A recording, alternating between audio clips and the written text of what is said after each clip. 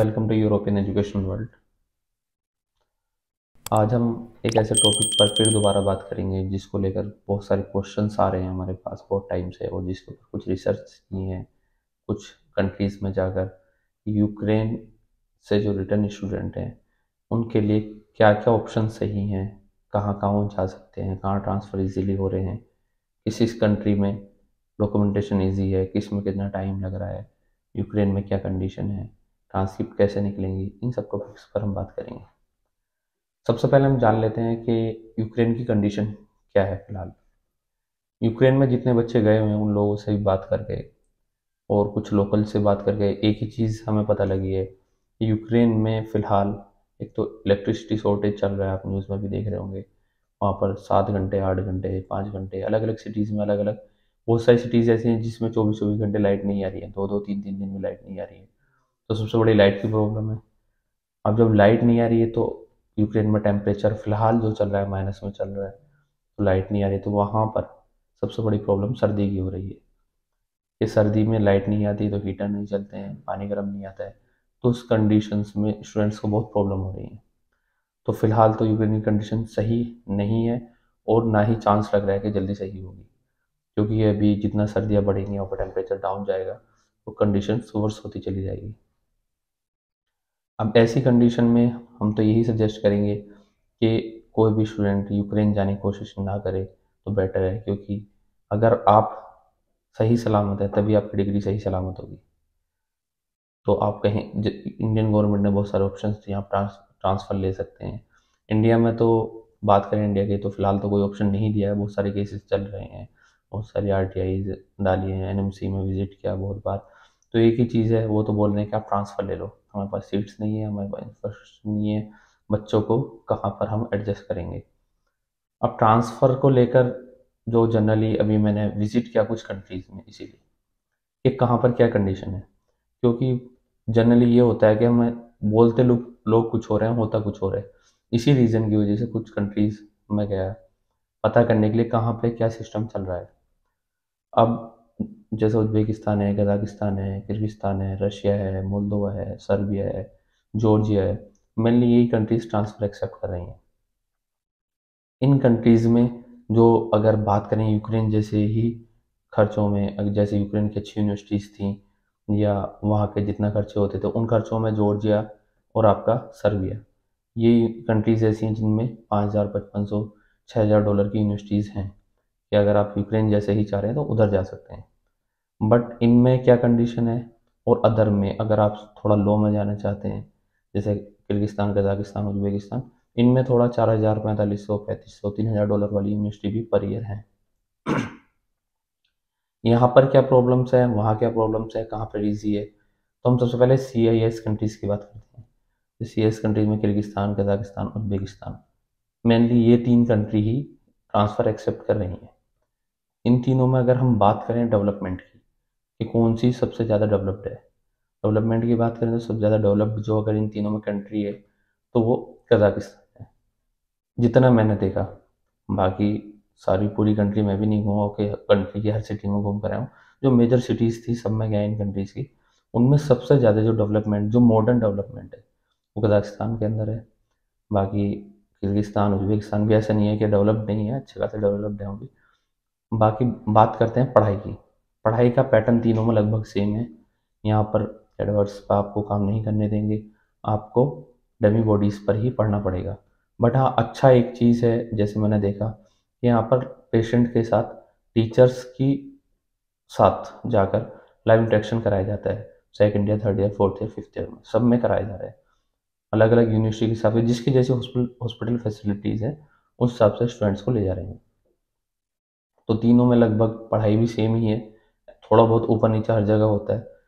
और अगर तीसरी बात करें हम कि किसकी डिग्री की वैल्यू कितनी है, इन तीनों में डिग्री की वैल्यू बात करें लगभग सेम है। बट अगर इंटरनेशनल रिलेशंस की बात करें इनमें, तो सबसे अच्छे रिलेशंस जो यूरोपियन कंट्रीज़ के साथ या रशिया के साथ या अदर इंडिया के साथ, इन सब में तीनों में सबसे अच्छे रिलेशन किर्गिस्तान के हैं, जो इंटरनेशनल लेवल पर रिप्रेजेंट, क्योंकि इसकी करेंसी भी लगभग इंडिया के बराबर है, बाकी दोनों कंट्रीज की करेंसी भी इंडिया से डाउन है, तो इसके रिलेशन इंटरनेशनल लेवल पर भी अच्छे हैं इस कंट्री के। डेवलपमेंट के हिसाब से थोड़ा कजाकिस्तान से पीछे है, बट इंटरनेशनल रिलेशंस के मामले में इन दोनों कंट्री से ही आगे। अब यहाँ पर बात करते हैं कि ट्रांसफ़र किस किस ईयर में क्या क्या कंडीशन चल रही है। तो तीनों ही कंट्रीज़ में लगभग एक दो यूनिवर्सिटी छोड़कर आपको सेमेस्टर बैक लिया जा रहा है। मतलब आपका अगर सितंबर इनटेक था जब भी आपने एडमिशन लिया था, मानो आपका सितंबर इनटेक है और आपने सेकेंड ईयर कंप्लीट करके यूक्रेन से तब आप ट्रांसफ़र लेना चाह रहे हैं, तो आपको जो अब ट्रांसफ़र्स हुए हैं उन्हें सबको बोला कि एक सेमेस्टर बैक लिया है। बट अगर हम हिसाब लगाएं, एक सेमेस्टर नहीं, पूरा ईयर ही बैक है। एक सेमेस्टर बैक में आप माने सितंबर इनटेक वालों को सितंबर इनटेक में अगर लेते हैं दोबारा, थर्ड ईयर वाले को बोलते हैं कि तुम्हें थर्ड ईयर के दोबारा से सेकंड सेमेस्टर में डाल देंगे, तो उससे जनवरी में उसकी पढ़ाई शुरू होगी, तो लेकर सितंबर से दिसंबर तक का उसका टाइम खाली गया है। मतलब वो उसका थर्ड ईयर का फर्स्ट सेमेस्टर था और थर्ड ईयर के सेकंड सेमेस्टर में उसे डाल दिया गया है। तो उसे लगता है कि हम थर्ड ईयर के सेकंड सेमेस्टर में हैं, तो हमें एक सेमेस्टर ही बैक हुआ है, जबकि बच्चे को इस कंडीशन में फोर्थ ईयर के फर्स्ट सेमेस्टर में होना चाहिए था अगर वो थर्ड ईयर का स्टूडेंट था। इसी हिसाब से इन सब कंट्रीज़ में करा जा रहा है कि सेमेस्टर बैक के नाम पर पूरा ईयर तक बैक कराया जा रहा है, पूरा ईयर तक बैक हो रहा है। कुछ में है जनवरी इनटेक है, तो शायद अब जनवरी इनटेक अब शुरू हुआ है, तो अब एडमिशन होंगे, शायद उन्हें अब बेनिफिट मिले बच्चों को जो अब ट्रांसफ़र लेंगे। पहले जिन्होंने लिए उन्हें सेमेस्टर बैक के नाम पर पूरा पूरा ईयर बैक कराया गया है। जो फोर्थ ईयर में थे उन्हें फोर्थ ईयर शुरू से पढ़ना पड़ा है, जो थर्ड ईयर में थर्ड ईयर शुरू से पढ़ना पड़ा है। ठीक है। इन तीनों कंट्रीज़ में सबसे ईजिली अगर डॉक्यूमेंटेशन की बात करें हम, तो फिर वही आता है, इजीली डॉक्यूमेंटेशन सबसे इजी किर्गिस्तान की हो रही है, बाकी कजाकिस्तान और उज्बेकिस्तान, इनमें बहुत टाइम लग रहा है डॉक्यूमेंटेशन में किर्गिस्तान के मुकाबले। इवन कजाकिस्तान में तो सारी यूनिवर्सिटी एक्सेप्ट भी नहीं कर रही है, एक दो यूनिवर्सिटी जो ट्रांसफ़र एक्सेप्ट कर रही हैं, और उन्होंने एक इन्विटेशन के लिए दो दो तीन तीन महीने भी लिए हैं बच्चों से। सबसे ज़्यादा बच्चे अभी जो ट्रांसफ़र होकर गए हैं किर्गिस्तान और उज्बेकिस्तान में गए हैं। कजाकिस्तान में बहुत कम बच्चे ट्रांसफ़र होकर गए हैं, क्योंकि वहाँ बहुत ज़्यादा टाइम डॉक्यूमेंटेशन में लग रहा है। और वीज़ा प्रोसेसिंग की बात करें तो वीज़ा प्रोसेसिंग लगभग तीनों के सेम है, बट सबसे इजी वे में तीनों के, क्योंकि ऑनलाइन प्रोसीजर है, सबसे इजी वे में किर्गिस्तान का मिल रहा है। आप ऑनलाइन बुक करो, 2 से 3 दिन में आपका वीज़ा आ जा रहा है, 2 3 दिन 5 दिन में वीज़ा आ रहा है। उज्बेकिस्तान का थोड़ा टाइम लग रहा है। कजाकिस्तान का भी बहुत सारी चीज़ों को लेकर क्लियर चल रहा है, क्योंकि उन्होंने टूरिस्ट वीज़ा फ्री किया है अभी, तो 14 दिन के लिए भी अगर किसी को लगता है कि मुझे एडमिशन से पहले देखना है कंट्री कौन सी कैसे, तो आप इजीली कजाकिस्तान जा सकते हैं। वहाँ का टूरिस्ट वीज़ा फ्री है, 14 दिन के लिए आपको बिना किसी वीज़े के लिए कि आप वहाँ पर विजिट कर सकते हैं। अब बात करते हैं हम बाकी अदर कंट्रीज़ की। बाकी अदर कंट्रीज़ में हमारा रशिया, जॉर्जिया, सर्बिया और मोल्दोवा।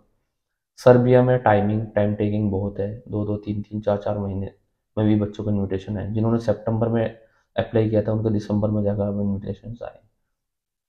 ठीक है।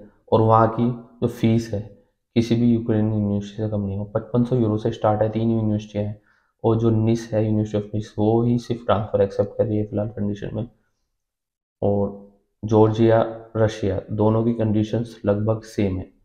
वहाँ पर प्रॉब्लम क्या हो रही है इन कंट्रीज़ में कि आप जा रहे हैं, आपको सेम ईयर तो मिल रहा है, सेमेस्टर बैक नहीं हो रहा है आपका, बट आपको वहाँ जाने के बाद क्रेडिट्स के नाम पर परेशान किया जा रहा है कि आपके ये सब्जेक्ट मैच नहीं हो रहे, ये सब्जेक्ट मैच नहीं हो रहा। लाइक हम बात करते हैं जैसे हिस्ट्री ऑफ मेडिसिन है, तो हमने यूक्रेन में यूक्रेन की पढ़ी, अब जॉर्जिया में जॉर्जिया की पढ़नी पड़ेगी, तो वो हमारे क्रेडिट मैच नहीं हो पा रहे। लैंग्वेज है, लैंग्वेज यूक्रेन पढ़ी थी, तो वहाँ पर लैंग्वेज यूक्रेनियन नहीं है, तो लैंग्वेज की प्रॉब्लम हो रही है, तो वो क्रेडिट बैक हो रहे हैं हमारे। तो बहुत सारे क्रेडिट ऐसे हैं जो बैक हो रहे हैं, और जिनके नाम पर पैसा लिया जा रहा है। अच्छा, एक एक सब्जेक्ट के $300-300 लिए जा रहे हैं, और जो बच्चे नहीं दे रहे हैं उन्हें सीधा बोला जा रहा है कि आप सेमेस्टर बैक चले जाएं, आपका सेमेस्टर बैक होगा। और ये यूनिवर्सिटीज़ और कंसल्टेंट मिलकर ये खेल खेल रहे हैं। पता है बच्चे मजबूरी में हैं, जो भी बच्चे जा रहे हैं उनसे यहाँ पर कुछ और कमिटमेंट की गई थी, वहाँ कुछ और कमिटमेंट बोला जा रहा है। इंडिया में बोला गया था आपको किसी सब्जेक्ट की कोई प्रॉब्लम नहीं होगी। कुछ कंपनीज ने तो बिना यूनिवर्सिटी के ही डायरेक्ट बच्चों से बोला है, जिन बच्चों के क्रेडिट क्लियर भी हैं, कि जब तक आपकी यूनिवर्सिटी हमें कंफर्मेशन नहीं देती यूक्रेन से कि आपके क्रेडिट क्लियर है, तब तक हम आपको सेम ईयर में नहीं जाने देंगे, या तो आप पैसा पे करो या फिर आपको सेमेस्टर बैक होगा। तो ये सारी चीज़ें भी हैं। और बात करें मोल्दोवा और सर्बिया, मोल्दोवा और सर्बिया में लगभग कोई प्रॉब्लम इतनी ज़्यादा नहीं आ रही, बस ये टाइम टेकिंग बहुत है दोनों। मोल्दोवा में थोड़ा ये है अभी एक ही यूनिवर्सिटी है वहाँ पर, ऑप्शंस ज़्यादा नहीं है, तो इसलिए प्रॉब्लम है थोड़ी, वहाँ पर सीट्स अवेलेबल नहीं है उतनी। अब सीट्स से रिलेटेड एक बहुत ही हमें बात सोचने वाली है कि अभी पिछले कुछ टाइम में ऐसा हुआ है किसी यूनिवर्सिटी के पास सीट्स 400 थी, उन्होंने ट्रांसफ़र के बच्चे 600 भर लिए हैं, तो वो डिग्रियाँ कैसे देंगे? अब बच्चे जो है, इंडियन की एक थिंकिंग होती कि जैसा होगा देखा जाएगा, चलते हैं, जैसा होगा देखा जाएगा। इस चीज़ को लेकर बहुत सारी प्रॉब्लम्स पहले भी हुई हैं और मैं भी बहुत स्टूडेंट से अलग अलग कंट्रीज में जाकर मिला, उनके उनसे पूछा क्या क्या सिस्टम चल रहे हैं। मैं भी कज़ाक नेशनल में था लगभग भी एक डेढ़ हफ्ते पहले, तो कज़ाक नेशनल के बच्चों से मिला। वहाँ के बच्चों की एक ही चीज़ थी कि सर यहाँ पर सीट्स जो थी लास्ट ईयर 1000 थी और बच्चे यहाँ पर 1600 1500 1600 बच्चों के एडमिशन हुए हैं। तो बच्चों को ना टीचर्स को टारगेट देते कि बच्चों को फेल करो, और आप फेल होते हैं तो या तो आप ईयर बैक जाएंगे या आप एक्सपेल होंगे। मजबूरन बच्चों को ईयर बैक कराया जा रहा है, एक्सपेल कराया जा रहा है। तो वो कंडीशन भी आ सकती है कि आपको जिस यूनिवर्सिटी में भी जाना है ये पता करना है उसमें सीट्स कितनी है और एडमिशन्स फिलहाल जिस ईयर में आप जा रहे हैं कितने हैं। कि आप चले गए और आपको फिर बाद में टारगेट किया जाए या पैसे की डिमांड की जाए कि आपको फेल कर दिया जाएगा, ये कर दिया, तो उन सब चीज़ों को देखकर जहाँ भी है डिसीजन पहले सारा पूरा रिसर्च करके लेने हैं, क्योंकि सब एक्सपीरियंसड हैं, सब जा चुके हैं एक बार, सबको पता है क्या क्या सिचुएशंस होती हैं इन कंडीशंस में। एक एग्जांपल बता देता हूँ मैं ऐसे कि जो होगा देखा जाएगा उसी का। कजाकिस्तान में एक यूनिवर्सिटी थी कंटिन्यूस। कंटिन्यूस यूनिवर्सिटी में क्या था कि कजाक गवर्नमेंट ने उसे बंद कर दिया। अब बच्चों से बोला गया जो इंडियन स्टूडेंट्स से कि आप ट्रांसफ़र ले लो। इंडियन स्टूडेंट तो भाई यूनिवर्सिटी ने बोला नहीं दोबारा एप्लीकेशन मिल जाएगी, ये हो जाएगा, वो जाएगा। बच्चों ने ट्रांसफ़र नहीं लिया, जबकि कजाक गवर्नमेंट ने उसे बैन कर दिया। इंडियन गवर्नमेंट ने तो कर दिया, कजाक गवर्नमेंट ने भी उसे बैन कर दिया, बंद कर दिया बिल्कुल। अब जिन बच्चों ने ट्रांसफ़र ले लिया था उन्हें यूनिवर्सिटी से डिग्री मिल गई, लगभग 300 कुछ बच्चे थे जिन्होंने ट्रांसफ़र नहीं लिया। उन लोगों को डिग्री के लिए आज भी एनएमसी पे प्रोटेस्ट करना पड़ रहा है कि उनकी डिग्रियां वैलिड हो जाएं किसी भी तरीके से। तो सबसे बड़ी चीज़ यही है कि हम लोग जो ये सोचते हैं ना कि जो होगा देखा जाएगा, उसी रीज़न से हम लोग वॉर में फंसे। जो होगा देखा जाएगा, हम लोग उस टाइम पर जल्दी डिसीजंस नहीं लिए। उसके बाद इंडिया में आए, इंडिया में आकर फिर हम वेट करते रहे, अब तक बहुत स्टूडेंट वेट कर रहे हैं कि जो होगा देखा जाएगा, ऑनलाइन क्लास करते हैं। आप लोग अगर क्लिनिकल सब्जेक्ट ऑनलाइन करते हैं वो आपका वैलिड नहीं होगा, और इंडियन गवर्नमेंट आप लोगों को इतना अंदाजा होगा कितनी स्ट्रिक्ट है चीज़ों को लेकर। गवर्नमेंट को कोई मतलब नहीं आपका फ्यूचर बिगड़े बने या आप कितना पैसा खराब कर कर आए हैं या कितनी मेहनत कर पाए हैं आप, उस चीज़ से बिल्कुल मतलब नहीं है। गवर्नमेंट को अगर आप उनकी कंडीशंस पर फुलफिल नहीं कर रहे होंगे तो सीधा आपकी डिग्री को इनवैलिड कर दिया जाएगा। इस कंडीशन को दिमाग में रखना है कि यहाँ पर कोई रिलैक्सेशन नहीं मिलने वाला। जो बच्चे सोच रहे हैं घर बैठे ऑनलाइन क्लास कर रहे हैं कि हम जो होगा देखा जाएगा, क्लिनिकल हमारी थोड़ी होगी इनवैलिड, बाकी होगी। अगर 10,000 बच्चों की भी इनवैलिड होगी ना तो कर देंगे सीधा। अभी पीछे जब नेक्स्ट लागू किया था उस टाइम पर जो एम्स के बच्चे थे उन्होंने प्रोटेस्ट किया था जब, तो सीधा सीधा सा बच्चों को वार्निंग दे दी गई थी। आप लोग, डॉक्टर्स ने प्रोटेस्ट किया जब जो हमारे आयुर्वेदिक वालों को सर्जरी की अथॉरिटी दे दी गई थी, तो सीधा डॉक्टर्स को सीधा धमकी दी गई कि आप नहीं तो कोई और आ जाएगा हमारे पास। यहाँ पर कमी नहीं है, एक छोड़ो दूसरा आता है। सबसे मेन चीज़ यूनिटी नहीं है। अगर हम लोग प्रोटेस्ट कर रहे हैं तो दूसरे हमारे अपोज कर रहे हैं, हमारे ही जैसे लोग। तो इन चीज़ों को ध्यान में रखते कहीं भी जाना है, ट्रांसफ़र लेने से पहले उस यूनिवर्सिटी की रिसर्च करनी है पूरी, जिस यूनिवर्सिटी में आप ट्रांसफ़र ले रहे हैं कि उस यूनिवर्सिटी में जिस ईयर में हम एडमिशन ले रहे हैं उस ईयर के लिए कितनी डिग्रियाँ वैलिड हैं। आप उसके लिए इजीली कहीं से भी नेट से इंटरनेट से आपको इन्फॉर्मेशन मिल जाएगी, यूनिवर्सिटी को मेल करके इन्फॉर्मेशन ले सकते हैं आप कहीं भी। दूसरी चीज़, आपको चूज़ कहीं भी किसी भी उस कंसल्टेंट को करना है जो कमिटमेंट्स आपको यहाँ दे रहा है वो वहाँ पूरी कर सके, क्योंकि यहाँ जो ये कमिटमेंट दे रही है कि आपको सब्जेक्ट्स की प्रॉब्लम नहीं होगी, सब करा देंगे क्लियर, ये वो वहाँ जाकर बहुत बच्चे ऐसे हैं जिन्हें क्रेडिट के पैसे देने पड़ रहे हैं। उसमें बच सीधा या तो कॉन्ट्रैक्टर जो भी है, जो भी कंसल्टेंट है, बच्चों को सीधा बोलें कि आपको पे करना पड़ेगा, आपको ईयर सेम ईयर चाहिए, आपको सब्जेक्ट्स का पे करना पड़ेगा, नहीं तो बैक होगा सेमेस्टर। बच्चे को भी समझ में आएगा, जब बच्चा 2,000 3,000 5,000 डॉलर पे कर रहा है तो 100 200 300 500 डॉलर और पे करेगा। अब उसका कोई सब्जेक्ट बैक भी हो रहा है, तो उन चीज़ों को क्लियर करके जाना है। अगेन मैं वही एक बार फिर दोबारा चीज़ बोलूँगा कि आपको यूक्रेन जाने से बचना है। रीज़न है कि आप अगर सेफ़ हैं तो आपकी डिग्री सेफ़ है। आप वहाँ प्रॉब्लम्स अपने आप को डालकर सिर्फ इस नाम पर चले जाएं कि वहाँ जाकर हम ऑफलाइन काउंट होंगे। यूक्रेन की यूनिवर्सिटी को हर किसी ने अच्छे से देखा है, सब जानते हैं अपनी यूनिवर्सिटी का हाल। वो सीधा डिनाई कर देंगे कि हमें पता नहीं है, क्योंकि एजुकेशन मिनिस्ट्री के अकॉर्डिंग, यूक्रेन की एजुकेशन मिनिस्ट्री के अकॉर्डिंग यूक्रेन की मैक्सिमम यूनिवर्सिटीज़ ऑनलाइन चल रही हैं, भले ही बच्चे वहाँ पर ऑफलाइन हैं। कुछ सिटीज़ की हैं, जो एक दो सिटीज़ हैं जिनकी ऑफलाइन क्लासेस चल रही हैं, बट मिनिस्ट्री से, क्योंकि एम्बेसी वेरिफिकेशन के लिए जब भी डॉक्यूमेंट्स चाहिए तो मिनिस्ट्री के पास जाएंगे आपके, जब भी आपकी फाइनल डिग्री होंगी तो आपके वो सेमेस्टर ऑनलाइन आपके रिकॉर्ड में आएंगे, और जो कि क्लिनिकल वाले बिल्कुल भी इंडिया में एक्सेप्ट नहीं होंगे। सबको अच्छे से पता है, एनएमसी ने नोटिस भी निकाला है इस चीज़ के लिए, क्या कंडीशन है क्या नहीं। और ट्रांसफ़र को लेकर एक चीज़ का बहुत कन्फ्यूजन चल रहा है, एनएमसी ने पीछे इसके लिए नोटिस भी निकाला था कि जो 6 ईयर प्रोग्राम वाले हैं 5 ईयर प्रोग्राम में जा सकते हैं नहीं। इसके लिए नोटिस था क्लियर, एनएमसी ने अपनी वेबसाइट पर भी डाला था कि 5 ईयर वाले 6 ईयर में जा सकते हैं। उन्हें उस चीज़ से मतलब नहीं है, आपके पूरे सब्जेक्ट कंप्लीट होने चाहिए, आपके क्रेडिट पूरे होने चाहिए, दैट्स इट। उन्हें मतलब नहीं है आप 5 ईयर वाले में कंप्लीट करके आए या 6 ईयर वाले में कर रहे हैं। तो इस चीज़ का ध्यान रखना है। बहुत सारे लोगों को ये कन्फ्यूज़न किया जाता है कि 5 ईयर वाले लास्ट ट्रांसक्रिप्ट को लेकर बहुत सारे बच्चों को क्वेश्चन है कि ट्रांसक्रिप्ट नहीं दे रही यूनिवर्सिटी। अब मैक्सिमम यूनिवर्सिटीज अब ट्रांसक्रिप्ट दे रही हैं।